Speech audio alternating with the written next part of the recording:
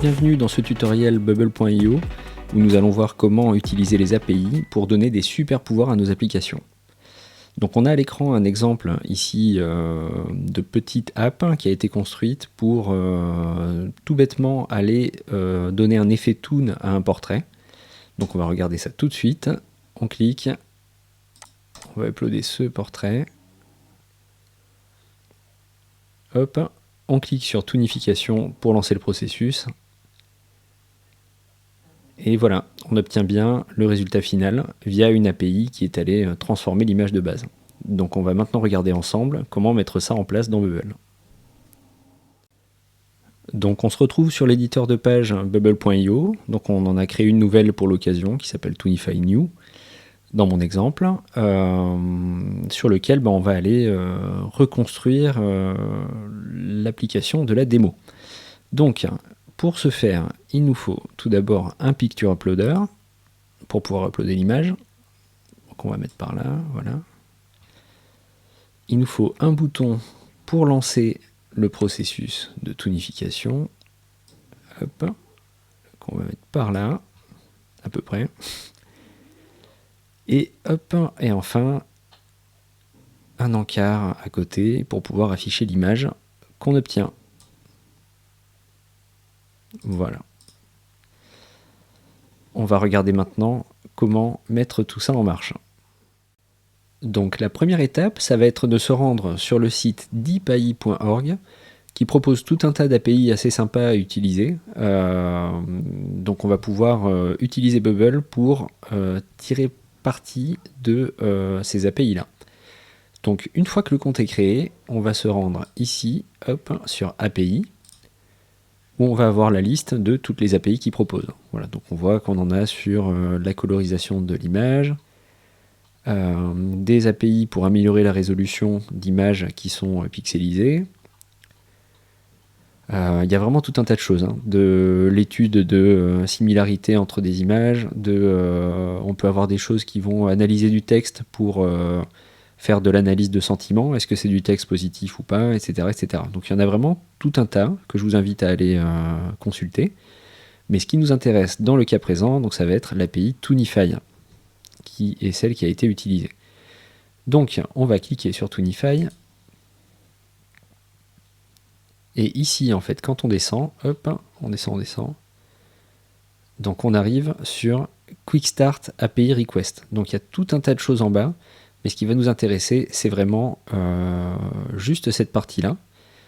Donc, on a, en gros, ce que ça nous dit, c'est que lui, il attend une image, donc il faut lui envoyer une URL, via une clé d'API qui est celle-ci, qui est la mienne, donc que je floute pour la vidéo, mais à la place, donc sur votre écran, vous aurez la vôtre, une fois que le compte a été créé.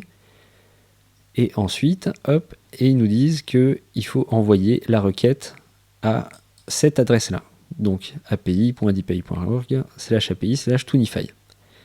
Voilà, maintenant qu'on a ces informations, on va pouvoir se rendre dans Bubble et exécuter la requête. Donc on est de retour sur l'éditeur Bubble, et ce qu'on va devoir faire maintenant qu'on a la structure, c'est se rendre sur la gauche dans l'onglet Plugin, et on va installer le plugin API Connector de Bubble. Donc voilà, donc celui-ci s'appelle vraiment API Connector. Une fois que c'est fait, moi c'est déjà fait, donc on se retrouve, quand on clique dessus à gauche, sur cet écran-là, et ce qu'on va devoir faire, c'est cliquer sur Add Another API, ici, et maintenant on va devoir renseigner les informations pour pouvoir faire l'appel à l'API Toonify. Donc, ce qu'on nous a dit ici, c'est qu'on a besoin d'envoyer un paramètre qui s'appelle image avec yourImage URL, donc il faut envoyer l'URL d'une image. Ici, on a la clé API qui va nous identifier, en fait, qui va dire cet appel a été fait par cette personne. Et enfin, on nous dit qu'il faut l'envoyer ici, à cette adresse. Donc, dans Bubble, comment ça se traduit? Hop, on retourne sur l'éditeur. Et on va maintenant configurer les informations. Donc API name, ça c'est pour nous, donc on va mettre deepai. Authentification, on laisse comme ça pour DPI. Selon les services, on va utiliser les autres moyens d'authentification. Là, on n'en a pas besoin.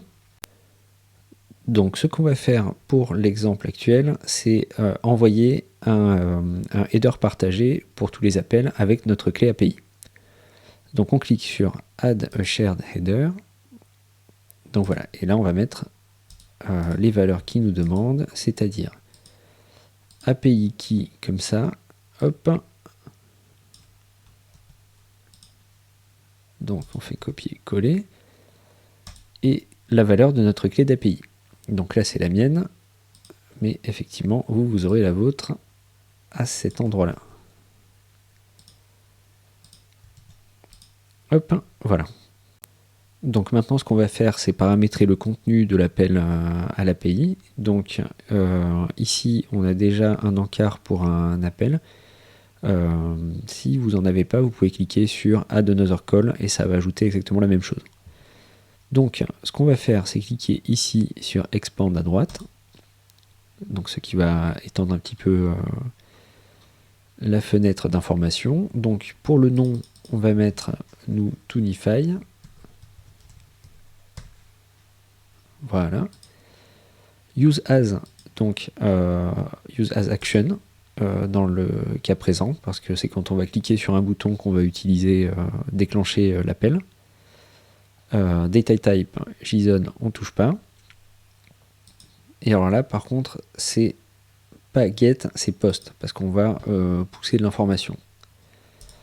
Et ici, maintenant, on va aller utiliser l'URL qui nous donne. Donc, hop, je fais un copier-coller. Voilà, donc on poste à cette adresse. Alors, attention aux espaces centraux. Et donc, au niveau du header, donc on n'a pas besoin de mettre de header parce qu'on a mis un header partagé ici. Body type, on va passer sur form data. Et maintenant, on va pouvoir ajouter les paramètres qui nous demandent. Donc, on sait qu'on doit envoyer l'URL d'une image à cette adresse-là. Donc, il faut qu'on lui dise quelque part quelle est l'URL de l'image. Donc, ce qu'on va faire, c'est qu'on va cliquer sur Add Parameter ici. Donc, le paramètre doit s'appeler image et on doit lui envoyer une URL. Donc, hop, je vais faire copier-coller. Donc, la clé s'appelle image. Donc maintenant, on va devoir indiquer l'URL d'une image à tunifier pour tester l'API. Donc, j'en ai une à côté. Hop. Je vais faire copier-coller. Donc, j'ai pris ça sur Google. Hop. OK. Donc, il faut un portrait quand même. Je mets ça là.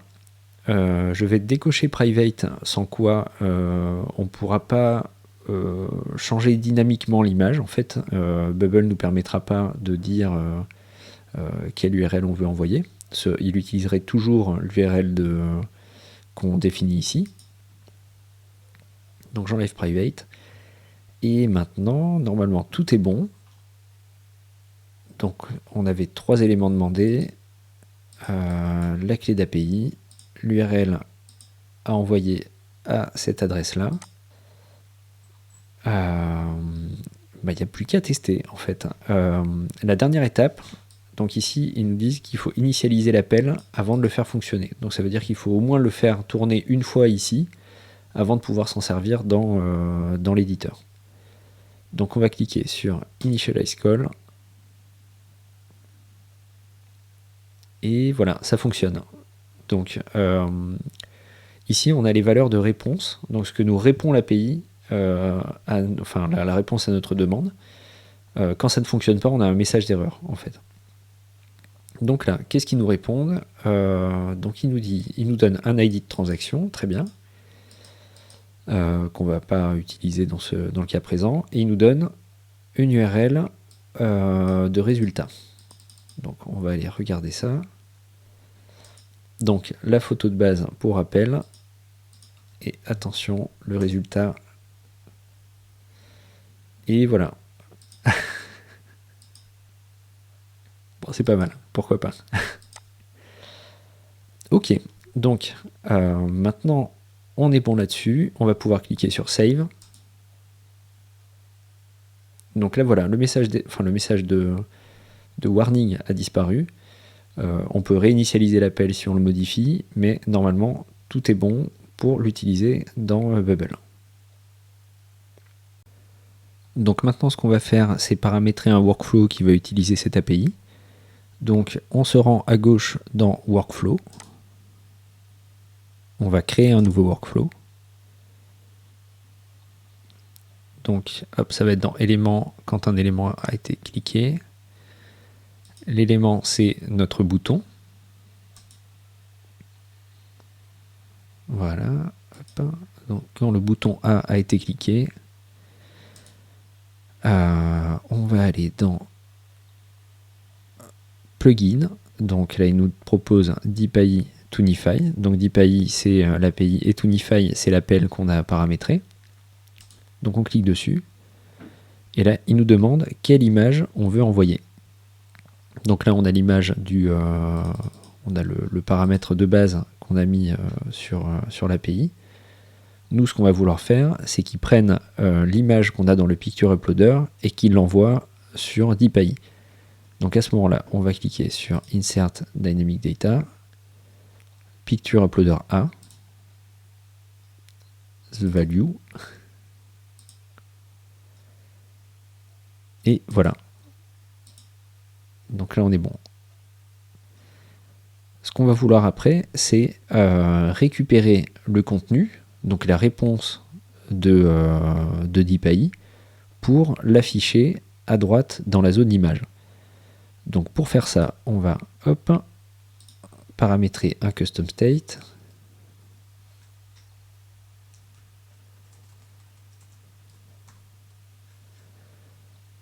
Hop, set state of an element. Bon, on peut dire sur Toonify New.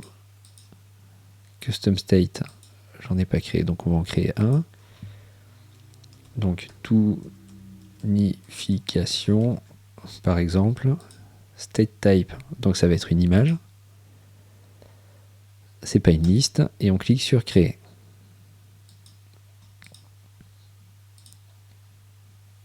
Et la valeur, donc ça va être le résultat du premier step. Et on prend non pas l'ID, donc là il a stocké, quand on a cliqué sur Save en sauvegardant le résultat du premier appel, lui il a stocké les réponses. Donc il sait que cette API nous donne un ID et un output URL. Donc c'est l'output URL qu'on va utiliser pour afficher l'image.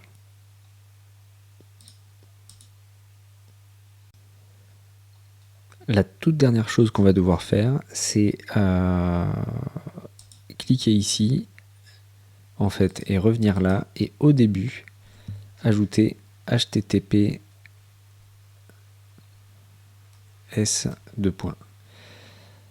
Pourquoi? Parce qu'en fait, Bubble, quand on lui indique l'URL comme ça, en fait, lui, il va envoyer uniquement / S3. Et après avec tout le chemin vers l'image. Mais il manque la partie HTTP. Donc si on envoie la requête juste comme ça, sans ajouter ça devant, en fait, ça va pas fonctionner. DeepAI va dire non, non, erreur, je sais pas ce que vous me demandez, en fait. Donc voilà. Une fois qu'on a fait ça, on peut retourner sur Design et on aurait dû faire ça dès le début, mais mieux vaut tard que jamais. Donc voilà, toonification, c'est quand même plus sympa. Et toute dernière chose, on va dire à cet encart là d'image qui doit afficher le contenu du custom state. Donc dynamic image, hop, toonify new, toonification, et voilà. Donc là on est bon, on n'a plus qu'à cliquer sur preview et voir si ça fonctionne. Alors, on va uploader une image. On clique sur Toonification. Et voilà le résultat. Donc j'espère que ce tutoriel vous aura été utile. Les API permettent vraiment de démultiplier les possibilités de Bubble. Ça permet de faire énormément de choses. Donc comme je vous disais, ça peut être de l'analyse de sentiments, de la retouche d'image par l'intelligence artificielle, de la synthèse de texte. Il y a vraiment énormément de choses. Il y a aussi toutes les API cloud de Google qui sont utilisables, donc sur analyse du langage naturel. Enfin bon, les possibilités sont vraiment infinies. Ici, c'est un petit exemple donc qui permet de démarrer. Donc, n'hésitez pas à aller explorer. Et moi, je vous retrouve bientôt dans une prochaine vidéo.